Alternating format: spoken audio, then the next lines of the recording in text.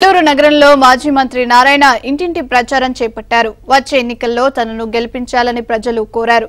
YCP నేతలు, ప్రజాప్రతినిధులు వ్యాపారులపై ప్రతాపం చూపిస్తున్నారని ఆరోపించారు.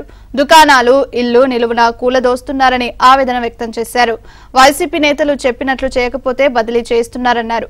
టీడీపీ అధికారంలోకి వచ్చిన తర్వాత అన్ని వర్గాలకు న్యాయం చేస్తామని నారాయణ హామీ ఇచ్చారు.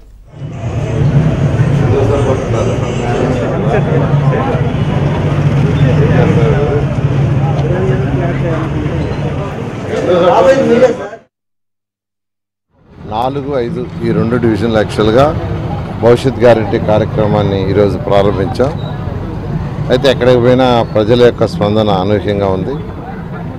వాళ్ళు ఒకటే చెప్తున్నారు, అరాచక పాలనని తరివేయాలి, ప్రజాస్వామ్యం లేదు, ప్రజల చేత ఎన్నుకోబడిన నాయకులు ఎవరు ప్రజాస్వామ్యంగా ఇక్కడ పరిపాలన నిలువలో లేదు, ఒక రౌడీజం తప్పితే తర్వాత అదిరిచ్చి బెదిరించి ఇళ్ళు పగలగొట్టాలు, షాపులు పగలగొట్టాలు. అసలు ఒక వ్యాపారస్తుల్లో తెలియని ఒక భయం ఏర్పడిపోయింది. పాపం ఇంటర్నల్గా వాళ్ళకి తెలియని భయం.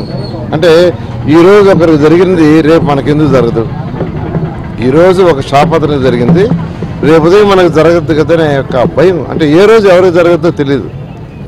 చట్టాలు ఏమీ లేవు, కేవలం ఒక ఎవరైతే నాయకులు ఉండారో వాళ్ళు అధికారులకు చెప్తారు, అధికారులు భయపడి ఇలాంటి అధికారులు ట్రాన్స్ఫర్ చేస్తారు, లేకుంటే అధికారులు ట్రాన్స్ఫర్ చేస్తారు.